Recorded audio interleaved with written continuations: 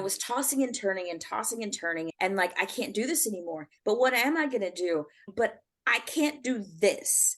And I just had this moment where I sprung up and I said, I'm going to be a therapist. I need to help people. I want to help people grow and evolve. I don't want to capture them acting clueless and exploiting themselves. I felt like I needed to change my life because I want to help people feel better. I don't want to just film their destruction. Are you at a crossroads in your career? Ready for a change, but you're not sure how to get there? Don't worry. We are about to produce your best life together. Welcome to the Second Act Success Podcast. I am your host, Shannon Russell. I am a former television producer turned boy mom. I left my dream job to find family balance, and in doing so, I produced my dream life. Now I am a business owner, podcaster, and career coach. My mission is to help other women like you find what they are truly meant to be doing. If you are ready to start over in your career or pivot to a new purpose, then get ready to be inspired by stories of women who have done just that. We will share advice and actionable tips to motivate you as you move along on your path. It is time to shine, so let's start producing your balanced life of abundance today. This is Second Act Success. We are back with a new episode of the Second Act Success Career Podcast. I'm your host, career coach, Shannon Russell. On this episode, I will be introducing you to Melody Murray. Like me, Melody spent the first half of her career working in film, television, and casting as a producer and a director. However, she was moved to follow a different calling completely. Now Melody is a licensed marriage and family therapist and a child mental health specialist. Her story of finding a new kind of success is really inspiring, and I can't wait to share this conversation with you. So let's take a listen. This is Melody Murray and her second act success story. Melody Murray, welcome to Second Act Success. I'm so happy to chat with you. I'm excited for this. Thank you so much, Shannon. Well, this is going to be fun because we both have the same first act or very similar in working in television. So why don't you tell me about how you got into the entertainment industry? I fell into the entertainment industry when I was in my undergraduate years of college. I went to the University of Houston and I was studying hotel and restaurant management. And while I was doing it, I thought, why don't I make a little side cash by acting? And so I was doing commercials and independent films, and I hosted a children's show for a while. Nice. And it was so much fun. But then, you feel that you have to be an adult. And so I graduated and then I got the corporate job. And I hated the corporate job. And so I did it though. I mean, because that's what you're programmed to do. Yeah. And so I did the corporate gig for a while and I was miserable. And I took a chance and I went to the Houston Film Commission site. And most cities in the nation have a film commission site because people produce TV shows everywhere, movies everywhere. And so I went on the site and I saw that there were two different positions that were open. One was to be the director of the Houston Film Festival. And the second one was to be a production assistant on a court TV show that was shooting locally in Houston. And so it's like the bottom rung job, which is production assistant, and the entry director job, which is pretty high up. Yeah. So in these two separate organizations, and I called in sick from my corporate job. I printed up a bunch of resumes and I went and I staked out both locations and waited until I was able to talk to the top dogs. And I ended up getting both jobs. No. And they I can't think of the word right now, but it's like, well, one started and then ended and the next one started. So I was able to do both things because of just timing. It was amazing luck. Wow. And through those gigs, I was able to meet my entertainment mentor who said, if you ever want to move to LA, I'll give you a job. And then when I worked in the film festival, I met one of my best friends that said, I've lived in LA before. I'm going to go back after this is over. So eventually I moved to Los Angeles. I had a job and an apartment, which is very rare. Very rare. Believe it or not, it's very rare. And I just strolled right in and I had both things in place. Meant to be. And Yeah, and that's just where it all came together. What was Just it about the industry that really spoke to you? multiple things. How you could dip your hand in multiple projects simultaneously just because of timing. Yeah. Entertainment projects, they come together very quickly. They shoot very quickly. It's the editing process that takes some time. So you can do multiple things and just back them up based on the timing. The money was a major draw because you make so much money in such a short amount of time. But Mhm. then the backside of that is that when a job ends, you never know when the next one's going to come Yeah. up. But you just take that chance. You take the chance. And so I thought, I do want to work in entertainment. I want to be in a space where people are creating something that affects the world. Oh, yeah. And you're meeting all different people. It is all about who you know. And I remember my very first job there, it was a pretty cush job. I was working at Warner Brothers and I had full benefits and I was there for 3 years. It was unheard of. That is It unheard was of. unheard of. This is my first gig. But then I decided like I want to be a producer. Mm. And to be a producer, 99% of producers out there are all freelance. There's no guaranteed 40-hour work week. You bounce from project to project. And so I did my first project. And when I was done with that first project, I was pretty scared because I didn't know anybody. And everybody that I knew, they were all unemployed too.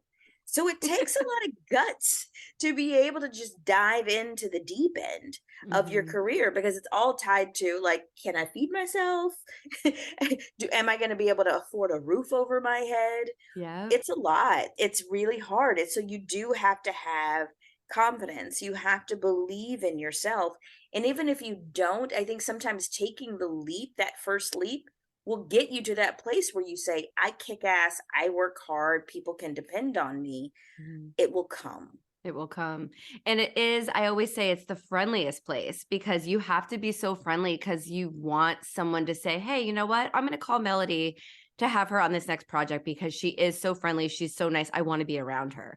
It's about taking your friends, booking your friends on your show when you get to that position. Don't you think? It's really, and that goes back to who you know and who you want to be around on these 60-hour shoots.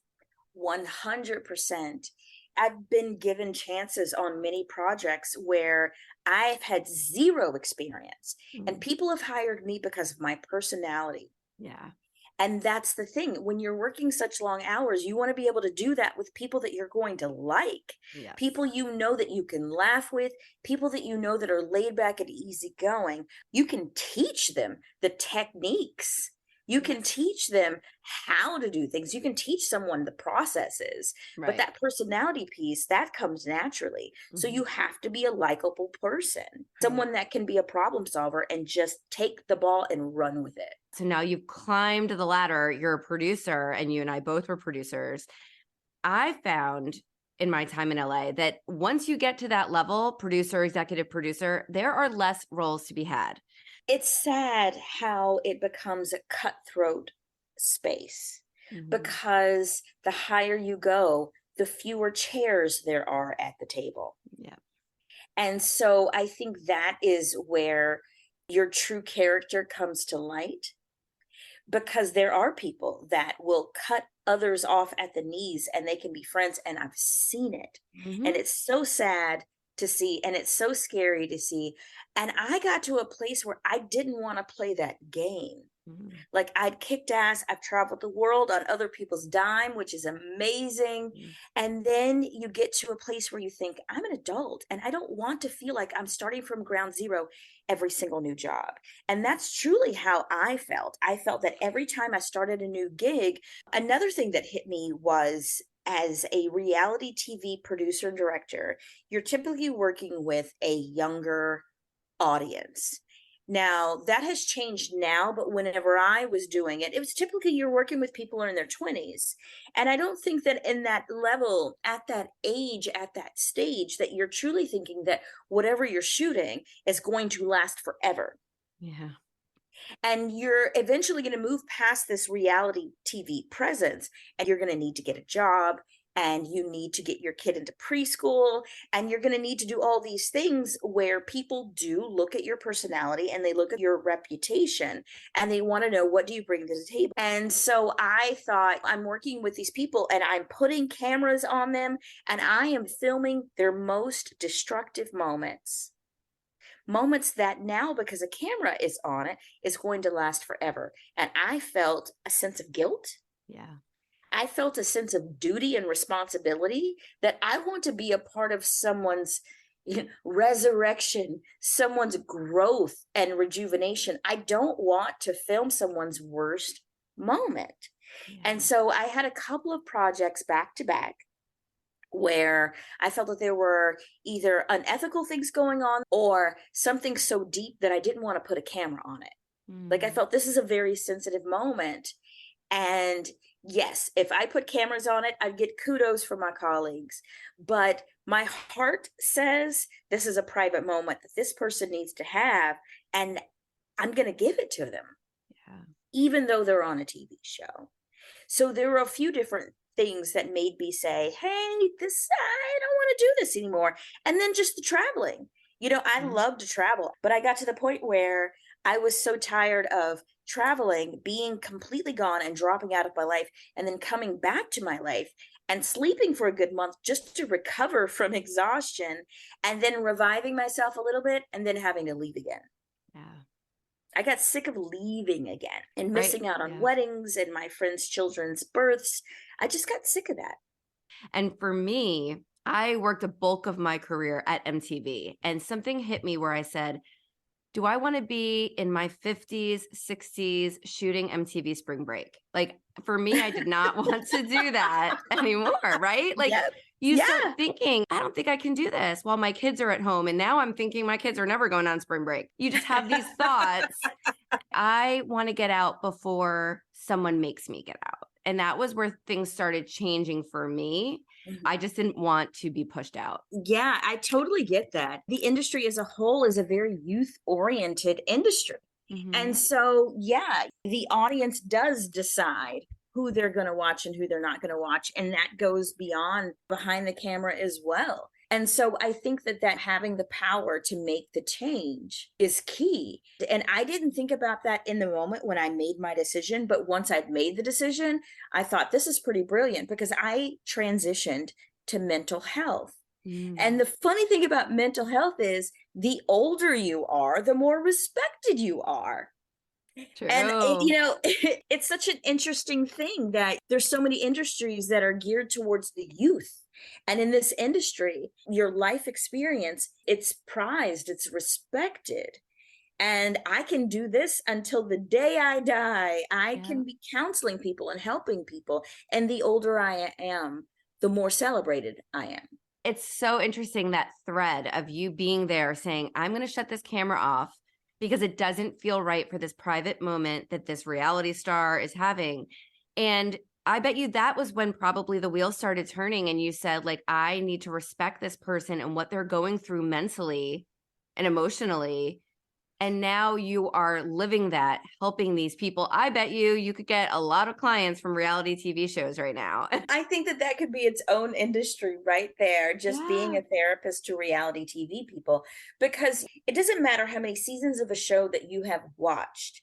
If you participate in a show, you're going to have a completely personal experience that you never could have planned for. The process itself is more than you could ever imagine, having not worked in this industry.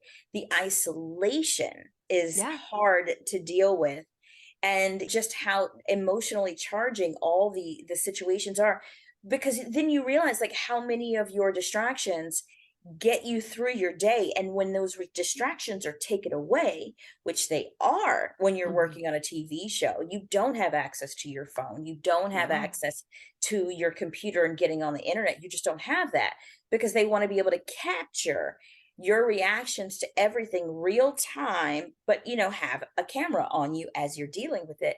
People think that they can dive into that very smoothly, but you just have no idea what it's going to be like until you're in it. Yep, it's just your emotions run high. Hey, it's Shannon. If you are enjoying this podcast, then you will love my weekly newsletter. It's full of career advice, productivity tips, and of course, inspiring stories of women who have launched a new career that they love. Just go to secondactsuccess.co to sign up. Plus, you'll get the My Success Vision Board to help you with your 2023 planning as well. Now it's back to the episode. So talk to me about this change. You decide you want to make a pivot. Did you know you wanted to go into mental health right then and become a therapist? You know what? I did. So I worked on a show that there were unethical things happening in front of and behind the camera. I was on a show where the star of the show was doing her personal mental health therapy on camera.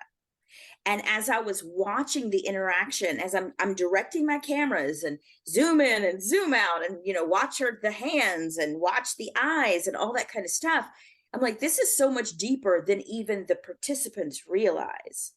Now, parallel that experience with, I had been in my own personal therapy leading up to that point because I had the traumatic childhood. I had everything you could imagine happening to a kid happened to me, and I bottled it all up and I repressed it all and I kept moving. But I had started therapy maybe a year or so before this project. As I'm watching this woman in therapy with her therapist, I'm thinking, this is unethical. Why isn't anyone saying it? Why are they faking like this isn't the issue? And we finished that day. I was off the next day, but I did not get vertical out of my bed in my hotel room until 1 p.m. And I was tossing and turning and like, I can't do this anymore. But what am I going to do? But I can't do this. And I just had this moment where I sprung up and I said, I'm going to be a therapist. I need to help people. I want to help people grow and evolve. I don't want to capture them acting clueless and exploiting themselves. And so I sent an email to my therapist and I said, hey, I need to have a session as soon as I get back to LA. I'm thinking of leaving TV and becoming a therapist. And so whenever I finally got back to LA and I had the session, I said, I need you to tell me if I'm too crazy to do this job. Right. I mean, I was in therapy. And so I thought, maybe I'm not equipped. Maybe I can't do this. Maybe it's really arrogant to think that I could try to help somebody. I said, I need you to tell me if I'm crazy or not. He goes, I think you'd be brilliant. I will write whatever recommendation letters you need. Oh. And he is still my friend and mentor to this day. But yeah, I felt like I needed to change my life because I want to help people feel better. I don't want to just film their destruction. Oh, what a brilliant step. So you got your master's while you were still living in Los Angeles.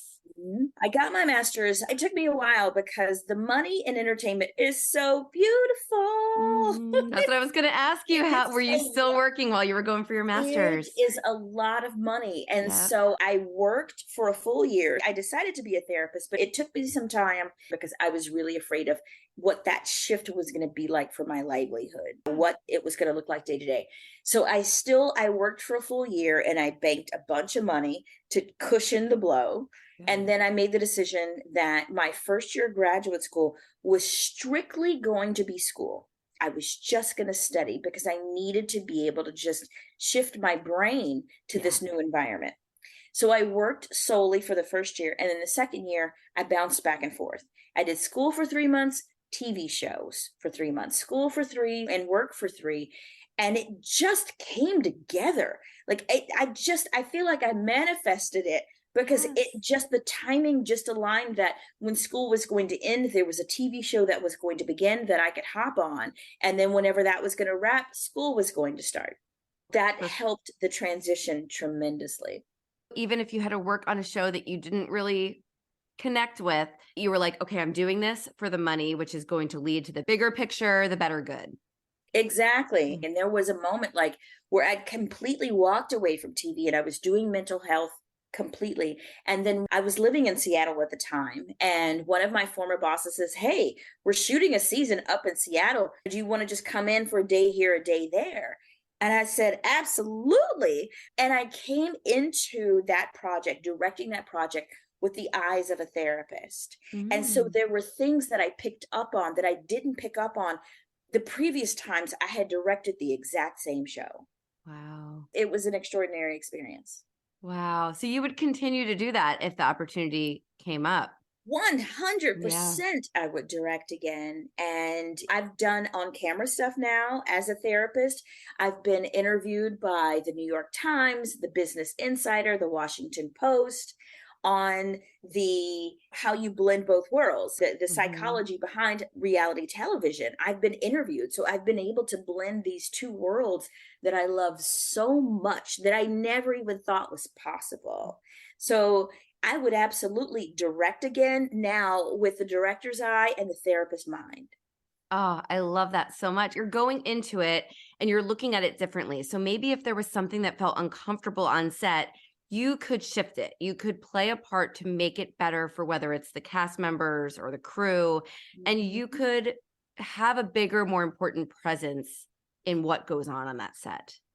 And not just viewing what's happening, but helping the people that Mm, are involved so that it satisfies, so that the entertainment value is remains intact, where yeah. people are getting something that's entertaining, but it's also helping the participants so that when they leave this moment, they take away something that improves their lives. Maybe a lot of our listeners don't understand because I always have that conversation, which I'm sure you do too, of reality TV isn't real. You try to explain how much of producing and coaxing from us happens off camera, but there's so much realness to the feelings of the people involved. They need to have a person like you on set for all reality shows to just be there, right? Like, there you go. Because these are people real Yeah. lives and they're going back to their lives. Once the cameras are off, these people are going back to their real lives. And so there was, before I even thought about becoming a therapist, there was something that I always had a problem with in the industry, which was Oh, we don't have respect for the cast. And I would fight and scream and yell. We would not have a job if it weren't for the cast. So how dare you disrespect them and disregard their emotions? These are their lives. We would not be there if it weren't for them. yeah. And so that was so important to me because they were going to be walking away from this and going to have to continue their lives in their communities. And how dare you just treat them as this one trick pony Mhm. that, as soon as the cameras are off, you walk away, but they have to deal with, the debris. They The have to deal debris. with all the stuff that has come from this moment. Yeah, And I absolutely. believe that as a producer and a director, you have to be accountable for that. I've been out of the industry now 6, 7 years, Mhm. and social media is completely different now than it even was then, that I think it's far worse now that there's so much more on social media for them to go back and deal with people in their hometown talking about them and this, that, and the other, that having someone like you to go to is so important. There are certain shows that do provide aftercare to the participants, which I think is very ethical and necessary, because there are things that will come up in these interactions. And typically, the emotions are heightened. Yeah. And you can quickly shift to fight or flight mode when you're being confronted by someone. And the ripple effect of those confrontations is huge. And you Mhm. have to be cognizant of that. But if you're not in touch with your own personal emotional space and your own experiences, you're just going to gloss over those moments and just think, oh, wow, we got a good block or segment or Yeah. scene.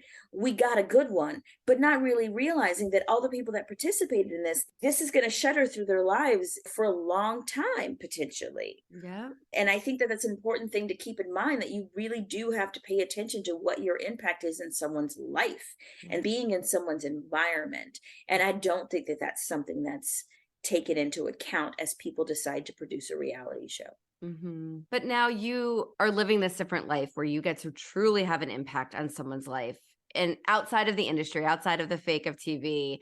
How happy are you in your life today? I work with children, I work with adults, I work with families. And for 4 years, I worked in a hospital emergency room.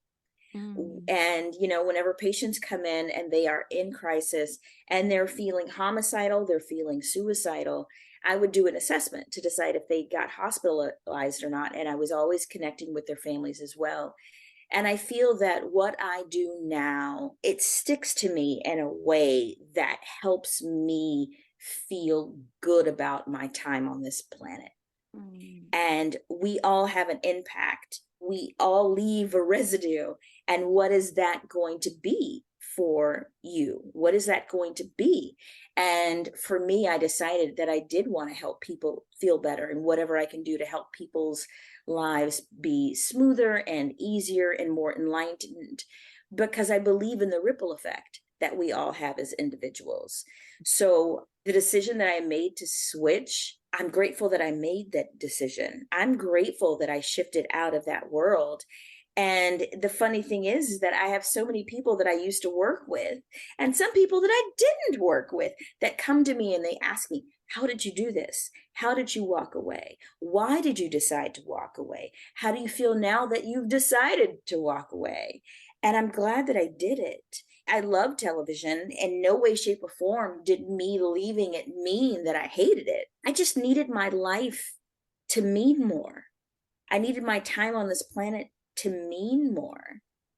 And the money will come. You know, I assumed working in mental health that I was going to be broke, and I prepared myself for that state. And now I'm making the same money now that I was making then in television. And I didn't expect that at all. But that's the thing. It's like you can create a bridge between your career choices, between one industry to another. You can create the bridge. Mhm. And the skills that you have in your one industry, you can translate those to the next. You really can. You just have to sit and think about it. You know, the last thing I think someone should feel whenever they're wondering what should be my next step is that my life is going to be completely broken down and everything that I now know is out the window. It's not true, because you bring yourself to that next industry. You bring all of who you are to that next field, and then you make it work, Mhm. and you problem solve, and you come up with multiple streams of income. You figure out ways to make it work for you. But I think that it's really a beautiful thing that just as a whole in society, people aren't working at jobs for 40 years. There was a sense of security in that, but we all know that there's no such thing as security anymore. No. It just doesn't exist. And I think that we are all in the place now that we respect that when you move from career to career, from job site to job site, you take your past experience, you bring it in, you grab new experience, and then you go to the next experience with a whole new skill set. You bring all of those different things that you've learned together. They all Mhm. come together to help you make the next situation even better. So I think that way of working and finding new employment, I think it's a blessing that I have brought my producer mindset into the hospital setting, into the mental health setting, where I'm all about efficiency, making things happen faster and smoother. That if I had just worked in the mental health space, maybe I wouldn't necessarily work with the sense of urgency that I have now. Maybe I wouldn't look for ways to do things faster and quicker and easier and cheaper, which is what you're constantly doing when you're working in television. You are confronting an issue quickly because time is money. And I have been applauded for that mindset in the mental health arena. It's just a skill set that other people just don't have here. Right. And working in a hospital emergency room, I was the queen because I was constantly prioritizing and reprioritizing and moving people all over the place and moving them quickly. And the pats on the back were really generous. And I think it was because I came at it from a different headspace. You were directing what needed to go down. 100%. Yeah. And everything you're saying, I'm like, yes, yes, yes, because you're building a life's resume. I always say, like, you're taking those skills. And it was scary for me to go, what can a television producer do anywhere else? It's such a niche industry. But it really is looking at that and knowing that you can take those skills and really build that bridge to your next career, to your next act. It's so, so true. And people like you and I who branched out from the industry are examples of you don't have to stay stuck. You can find what you want to do. And And what I always say is produce your best life. Figure out what's going to bring you peace, and you can check it off your list. We did that. We traveled, we made the money, we had the experiences, we worked with the celebrities. It was awesome and dream career. But now we're building the second dream career for ourselves. I agree. I think that it's my progression. It sounds like yours was too. The natural progression of, adult maturity, where, in your 20s, you are looking for the glitz and the glamour and the stars and the cameras and all that fun stuff, because that's where your head's at in the time and at that time. But as you grow older, you truly understand what's most important and what is someone's inner monologue. How does someone truly feel about themselves? How do I truly feel about myself? And what do I have the power to do to change that?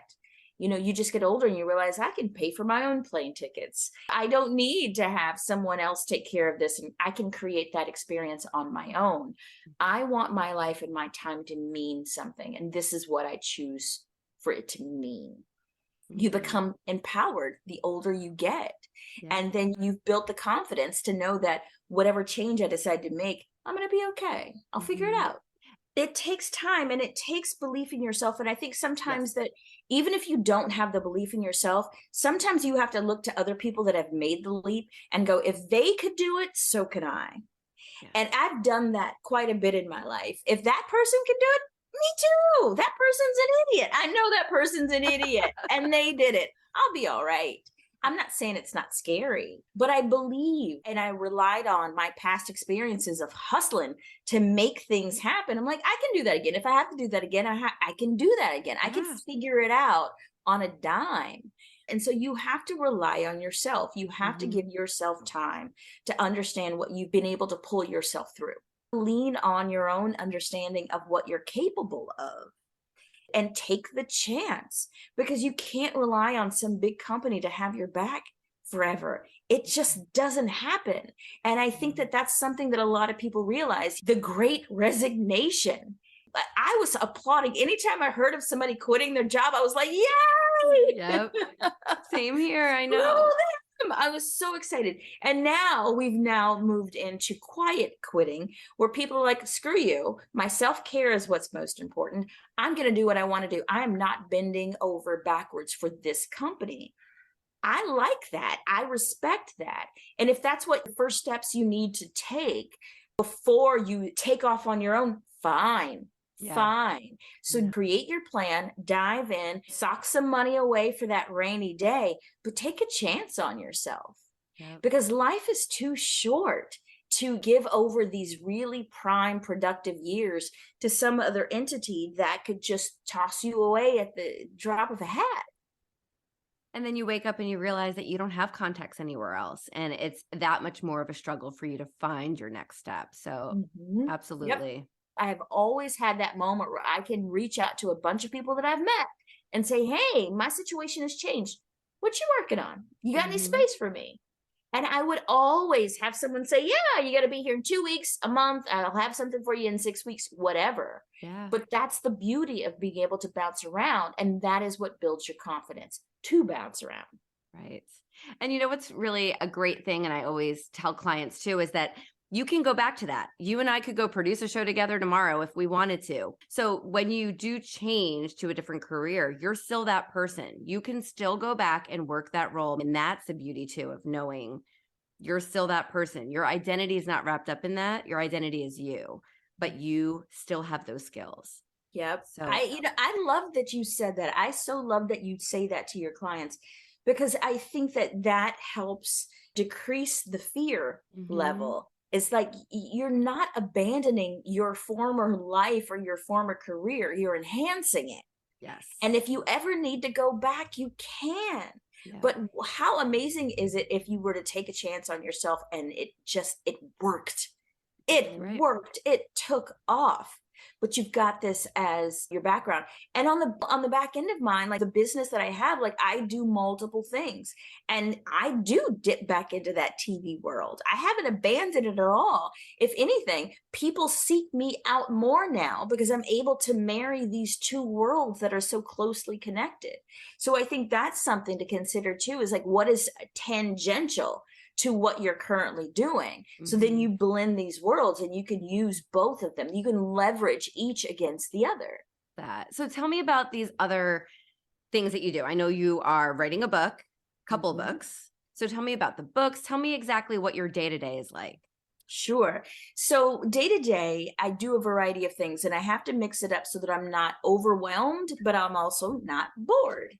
And so I see clients Monday through Thursday. I do my individual client sessions virtually. And the beauty of what I do is that I can do it anywhere. But I consult on TV shows. So whenever I have friends that are developing TV shows and they want to know, is this character trajectory real? Is this true? I will consult and I'll read friends' materials as they're developing projects, and I'll put my 2 cents in. Or if you're trying to create a character with narcissistic personality traits, but that's not narcissistic, and this isn't the decision that they would make in this situation. I also get interviewed quite a bit. I've gotten interviewed over the last couple of years by the Business Insider, the New York Times, the Washington Post, the Atlantic. So as celebrities are having mental health issues, or if there are TV shows that have a mental health angle to them, there have been a lot of suicides on some shows, not on the shows themselves, but on the characters once the show wraps, because they aren't prepared for what their life is going to look like when everything wraps. So I've been interviewed quite a bit in different newspapers and magazines. I've been interviewed on camera on different shows. I've got segments on the doctors. Taraji P. Henson has a Facebook show called Peace of Mind with Taraji. I was on the very first episode, the premiere episode on PTSD with Gabrielle Union. So being able to speak about mental health in a broader sense, I think has been very fantastic, because I want to help people understand that mental health treatment, it shouldn't be stigmatized. It's not weird. It's not sorcery. It's conversations with someone who's got your back and that won't judge you. And then I'm writing, like, my very first book is going to come out very soon. It's called Mourning the Living. It's a personal project where it's a story that started from my relationship with my older sister, who has severe mental illness and substance abuse issues. And she's still here. The title is Mourning the Living, when the loved one you've lost is still here. Because we typically attribute mourning to someone who's died, but we have to grieve, ex-partners, ex-friends, parents who are toxic. And so that's what that first book is about. And then the next book is called The Birth and Death of Motherhood. It's about my choice not to become a parent, trying to destigmatize that, because that pressure is put on women so much that you're supposed to be a mother. And if you're not a mother, then what are you? What's wrong with you? And so, that's what that book is about. And then I have another book that I'm writing on. It's called How Do You Wear Your Trauma? So it's a combination of mental health, heavy, and then just, stuff that people are dealing with and thinking about and contemplating. And then online courses. I have an online course that I'm working on that it's based on suicide assessment. I've had 4 different people close to me take their lives in the last year. And so this course is something where people can read up and feel confident in asking certain questions. This is not about putting on a therapist hat, but this is about assessing, if the people around you are at risk of taking their lives, and the things that you can do to help yourself feel that you're being proactive in this situation. So online courses, books, TV, being interviewed in newspapers, like I just feel like we all have the power to influence the people around us in positive ways. And we have to go for it. If there's anything I can do to help someone around me feel better, I'm going to do it. Yeah. Oh, you just got your hand in everything, and you're doing so much good and bringing so much knowledge and positivity into the world to help your clients and others. I love it, Melody. Oh, so where can my listeners connect with you? Where are all the places? Sure. My website is melodylmft.com, and LMFT stands for Licensed Marriage and Family Therapist. So people can catch me on my website, which is www.melodylmft.com. That is also my Facebook handle. You can also find me there at Instagram, melodylmft. And I've just got the goal of bringing mental health to the masses. I am pulling away, slowly from doing individual therapy so that I can help people as a group. And something I've started in Houston, Texas is, this weekly open forum where I'm talking to women about what's happening in their lives and just giving advice and support and sharing resources to make people feel less alone as they're dealing with common life things. We're all holding so many things in, and we shouldn't feel alone in it. And if there's anything I can do that help people feel more comfortable feeling more vulnerable, I'm going to do it. So amazing. Thank you so much. I'm going to link to everything, every way that my listeners can connect with you in the show notes. And I am so happy to have chatted with you. I know we have mutual friends in the industry, and when we connected, it was like, oh, we've got to talk. I want to hear your story. And I'm just so excited. So I cannot wait to see all of the other future good you're putting out into the world. And I'm excited for your books as well. So thank you so much, Melody. It's been such a pleasure. Thank you, Shannon. I've loved this so much. Thank you for what you're doing to help people know that they can cross over into whatever they want to cross over into. So thank you. Thank you to Melody for taking us along as she recapped her journey from the entertainment industry to the mental health industry. She found her calling, and she is truly doing amazing things to help others. I hope that you grab some gems of inspiration from this conversation. And to catch up on all episodes of the podcast, and to find ways that you and I can work together so that I can support you on your journey to finding your second act, just head over to secondactsuccess.co. Let's meet back here next time for an all-new episode of the Second Act Success Career Podcast. Take care, my friend. Thank you for joining us. I hope you found some gems of inspiration and some takeaways to help you on your path to second act success. To view show notes from this episode, visit secondactsuccess.co. Before you go, don't forget to subscribe to the podcast so you don't miss a single episode. Reviews only take a few moments, and they really do mean so much. Thank you again for listening. I'm Shannon Russell, and this is Second Act Success.